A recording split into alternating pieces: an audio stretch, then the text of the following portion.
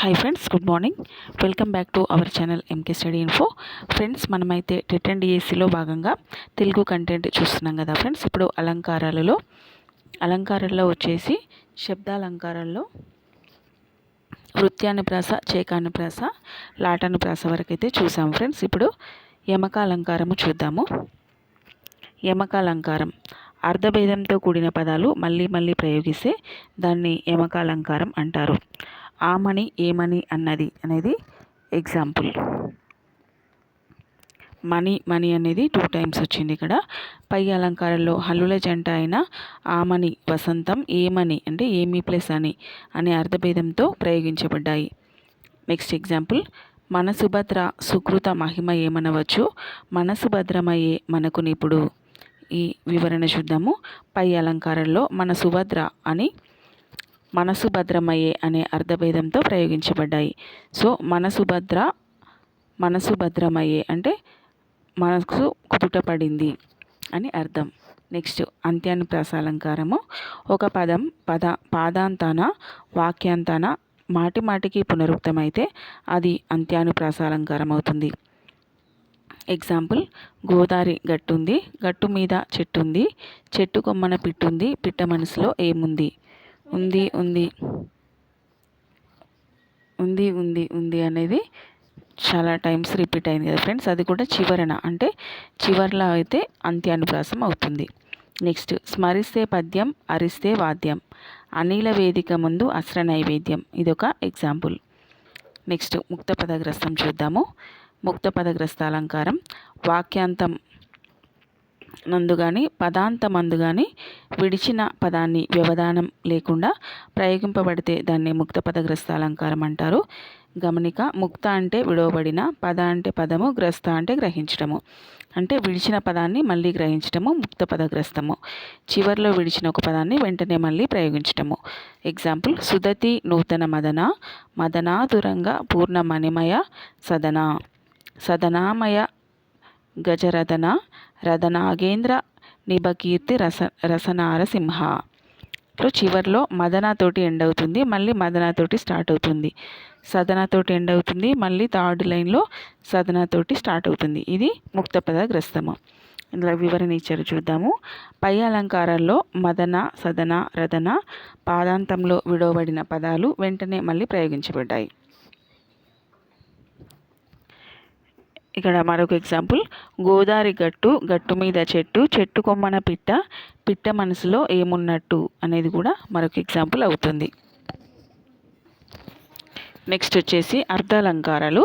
అర్థం ప్రాధాన్యంగా కల వాటిని అర్ధాలంకారాలు అంటారు. ఫస్ట్ ఉపమాలంకారము.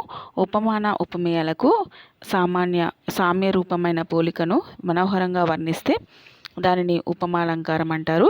ఇక్కడ గమనిక ఇచ్చారు. ఉపమాలంకారము సర్వాలంకారాల బీజభూతము. ఉపమ ఒక నటి, అది చిత్ర విచిత్ర వేషాలను ధరించి కావ్యరంగాన్ని అలంకరిస్తుంది. ఈ ఉపమాలంకారము 4 ధర్మాలను కలిగి ఉంటుంది. ఉపమేయము, ఉపమానము, ఉపమావాచకము, సమాన ధర్మము. ఉపమేయం అంటే మనం దేన్నైతే వర్ణిస్తున్నామో అది ఉపమేయము. ఉపమానం అంటే మనం పోలిక చెప్పడానికి తెచ్చుకున్న వస్తువు. ఉపమావాచకం అంటే పై రెండింటికి పోలిక చెప్పడానికి ఉపయోగించే పదము. ఇందులో సమాన ధర్మం వచ్చేసి ఉపమేయ ఉపమానాలలో ఉన్న సమాన లక్షణము.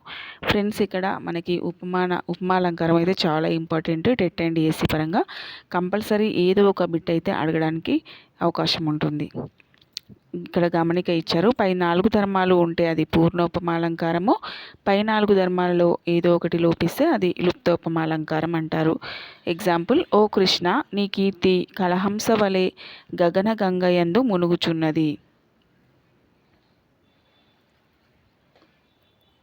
ఇక్కడ వివరణ, ఉపమేయం వచ్చేసి కృష్ణుడు అంటే దేన్నైతే వర్ణిస్తున్నామో అది ఉపమేయము. ఉపమానం వచ్చేసి కలహంస అంటే దేనితోటి వర్ణిస్తున్నామో అది ఉపమానము. ఉపమావాచకము వలె,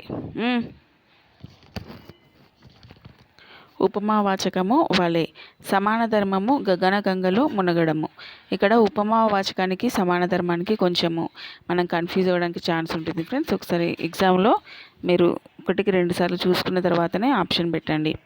పై అలంకారంలో కృష్ణుని కీర్తిని కలహంసతో పోల్చడం జరిగింది. ఓకేనా. నెక్స్ట్ ఒక ఎగ్జాంపుల్ అయితే చూసాం కదా ఫ్రెండ్స్. నెక్స్ట్ రూపకాలంకారం. ఉపమాన ఉపమేయాలకు అభేదం చెప్పడం అనగా ఉపమేయం నందు ఉపమాన ధర్మాన్ని ఆరోపించి చెప్పడం. ఇందులో ఆరోపణ ప్రధానంగా ఉంటుంది. ఈ రెండింటి యందు భేదం ఉన్నా లేనట్లుగా చెప్పాలి. ఎగ్జాంపుల్, లతా లలనలు రాజుపై కుసుమాక్షతలు చల్లిరి.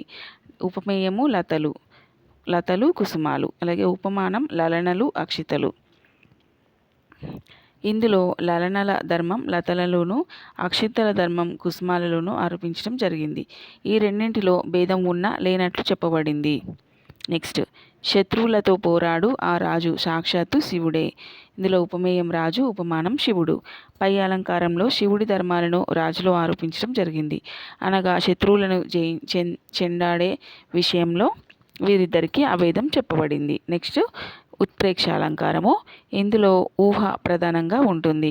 ఉపమానంలో ఉన్న ధర్మాలు ఉపమేయంలో ఉండటం చేత ఉపమేయాన్ని ఉపమానంగా ఊహించి చెప్పడాన్ని ఉత్ప్రేక్ష అంటారు. అంటే ఊహ ప్రధానంగా గల అలంకారం ఏంటిది? ఉత్ప్రేక్ష అలంకారం. ఎగ్జాంపుల్, ఆ నడిచివచ్చు ఏనుగు కొండన అన్నట్లున్నది. ఇందులో ఉపమేయం ఏనుగు, ఉపమానం కొండ. ఉపమానమైన కొండ ధర్మాలు ఉపమేయమైన ఏనుగులో ఉండటం చేత ఏనుగును కొండగా ఊహించడం జరిగింది. నెక్స్ట్ ఎగ్జాంపుల్, దిక్కులనే ఆడ ఏనుగుల గుంపు ఒక్కసారిగా కన్నెపిల్లలు ఆకాశమంతా ప్రసరించాయా అన్నట్టు మేఘాలున్నాయి. ఇందులో ఉపమేయము దట్టమైన మేఘాలు. ఉపమానము ఏనుగు పిల్లలు. నెక్స్ట్ వచ్చేసి అతిశయోక్తి అలంకారం చూద్దాము. ఒక వస్తువు సందర్భం స్వభావాన్ని ఉన్నదానికంటే అధికంగా వర్ణించి చెప్పడాన్ని అతిశయోక్తి అలంకారం అంటారు. గోరంతను కొండంతగా చెప్పటం. ఎగ్జాంపుల్, మా పొలంలో బంగారం పండుతుంది అనేది అతిశయోక్తి అలంకారానికి ఎగ్జాంపుల్. నెక్స్ట్ వచ్చేసి పట్టణంలోని మేడలు ఆకాశానికి అంటుతున్నట్లున్నవి. ఇది మరొక ఎగ్జాంపుల్. ఈ అతిశయోక్తి అలంకారం అనేది ఈజీగా గుర్తుపట్టవచ్చు ఫ్రెండ్స్ మనము, ఎందుకంటే ఎక్కువగా పొగడ్తలు ఎక్కువగా ఉంటాయి ఇందులో. నెక్స్ట్ స్వభావోక్తి అలంకారము. జాతి గుణ క్రియాదులలో ఉన్నట్లుగా అందంగా వర్ణించి చెప్పడాన్ని స్వభావోక్తి అలంకారం అంటారు. నేను చూశాను నిజంగా తల్లి లేక తండ్రి లేక తిండి లేక ఏడుస్తూ ఏడుస్తూ ముంజేతుల కన్నులు తుడుచుకుంటూ మురికి కాలువ పక్కనే నిద్రించిన 3 ఏళ్ల పసిబాలుణ్ణి నేను చూశాను నిజంగా. అంటే ఈ అలంకారంలో 3 ఏళ్ల పసివాడి దీనమైన స్థితిని హృదయ విదారకంగా ఉన్నట్లుగా వర్ణించడము అనేది స్వభావోక్తి అలంకారానికి ఎగ్జాంపుల్. నెక్స్ట్ అర్ధాంతరన్యాస అలంకారం. సామాన్యాన్ని విశేషం చేత కానీ విశేషాన్ని సామాన్యం చేత కానీ సమర్థించిన దానిని అర్ధాంతరన్యాస అలంకారం అంటారు. సామాన్యం అంటే సహజంగా లోకంలో ప్రసిద్ధిగాంచినది. విశేషం అంటే ప్రత్యేకమైన సంఘటన. ఎగ్జాంపుల్, ఆంజనేయుడు సముద్రాన్ని లంఘించెను. మహాత్ములకు సాధ్యం కానిది లేదు కదా. అందులో ఫస్ట్ మనం ఒకటి చెప్పి అది ఎట్లయినా జరుగుతుంది, వాళ్ళతోటి కానిది ఏది ఉండదు అనేది చెప్పారు కదా, అది అర్ధాంతరన్యాస అలంకారం. మరొక ఎగ్జాంపుల్, పేదరాజు ప్రేమను మెచ్చి ప్రేమ చూపే రాణి ప్రేమకు ధనం కారణం కాదు. నెక్స్ట్ శ్లేషాలంకారము. నానార్థ పదాలు భావాలు కలది శ్లేషాలంకారం. రాజు కువలయానందకరుడు అనేది ఎగ్జాంపుల్. వివరణ, రాజు అంటే ప్రభువు, చంద్రుడు అనే అర్థాలు కలవు. గమనిక, ఇందులో సమర్థన ప్రధానంగా ఉంటుంది. కువలయం అంటే భూమి, కలువ పువ్వు. ఇక్కడ 2 భావాలు మనకు స్ఫురిస్తాయి. రాజు భూమిని పాలించి ప్రజలను ఆనందపరుస్తాడు. అలాగే చంద్రుడు కలువలను వికసింపచేసి వాటిని ఆనందపరుస్తాడు. శ్లేషాలంకారం ఇది. నెక్స్ట్ అలంకారాలకి సంబంధించిన బిట్స్ అయితే చూద్దాము ఫ్రెండ్స్. ఇప్పటివరకు అయితే మెయిన్ అలంకారాలు అన్నీ చూసాము. అవి నేర్చుకుంటే సరిపోతుంది ఫ్రెండ్స్ మనకి టెట్ అండ్ డిఎస్సి పరంగా. కావ్యాలను డాష్ అంటారు అని అంటున్నాడు. ఆన్సర్ ఆప్షన్ 1 కాంత సంహితాలు అంటారు. క్వశ్చన్ నెంబర్ 2 భాషా పొదుపుకు సాధనాలు. ఆన్సర్ ఆప్షన్ 3 అలంకారాలు. నెక్స్ట్ క్వశ్చన్ నెంబర్ 3 శబ్దాలంకారాలు ఎన్ని రకాలంటే 6 రకాలు. నెక్స్ట్ క్వశ్చన్, శబ్దాలంకారాల్లో మొట్టమొదటిది వృత్యానుప్రాస అలంకారము. Answer option 4.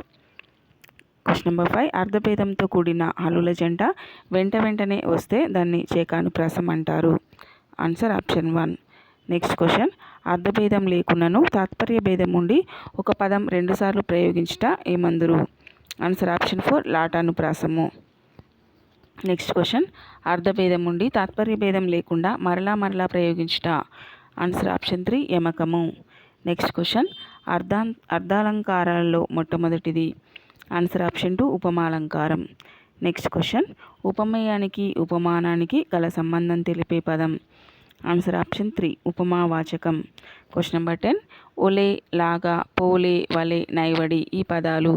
Answer option 1 ఉపమావాచకాలు. Question number 11, ఉపమాలంకారంలో గల ధర్మాలలో ఏ ఒక్కటి లోపించినా దానిని ఏమంటారు. ఆన్సర్ ఆప్షన్ 2 లుప్తోపము అంటారు. మనం ఇవన్నీ ఇప్పటిదాకా చూసినాం కదా కంటెంట్లో, అందులో నుంచే questions friends. Next question number 12, ఉత్ప్రేక్ష అనగా. ఆన్సర్ ఆప్షన్ 4 ఊహ. నెక్స్ట్ క్వశ్చన్, ఉపమేయమునందు ఉపమాన ధర్మం ఆరోపించుట అభేదం తెలుపుట ఏ అలంకారం. Answer option 4 రూపకాలంకారం. క్వశ్చన్ నెంబర్ 14, ఈ చీకటిని చక్రవాకాంగనల విరహాగ్ని ధూపంగా తలుచుచున్నాను. Answer option 4 ఉత్ప్రేక్ష. ఇందులో ఊహించడం ఉంది కాబట్టి ఉత్ప్రేక్ష. సో ఫ్రెండ్స్ చూసారు కదా, ఇవి ఈరోజు తెలుగు కంటెంట్ నుంచి అలంకారాలకు సంబంధించిన టాపిక్ అయితే. ఫ్రెండ్స్ తప్పకుండా మన ఛానల్ని సబ్స్క్రైబ్ చేసుకోండి, వీడియోని లైక్ చేయడం మర్చిపోవద్దు friends. Thank you for watching my video. Have a nice day. Please prepare well for the TET exam. ఎందుకంటే జూన్ ఫస్ట్ వీక్లోనే ఉండే ఛాన్సెస్ అయితే ఉన్నాయి. టెట్ అయితే దగ్గరికి వచ్చేసింది ఫ్రెండ్స్. సో బాగా ప్రిపేర్ అవ్వండి. అలాగే డిఎస్సికి ప్రిపేర్ అవుతున్న వాళ్ళు కూడా వాళ్ళ ప్రిపరేషన్ అయితే కంటిన్యూస్లోనే ఉండండి. ఎందుకంటే డిఎస్సి టెట్ తర్వాత వేసే ఛాన్సెస్ అయితే చాలా ఉన్నాయి. Thank you for watching my video. Have a nice day.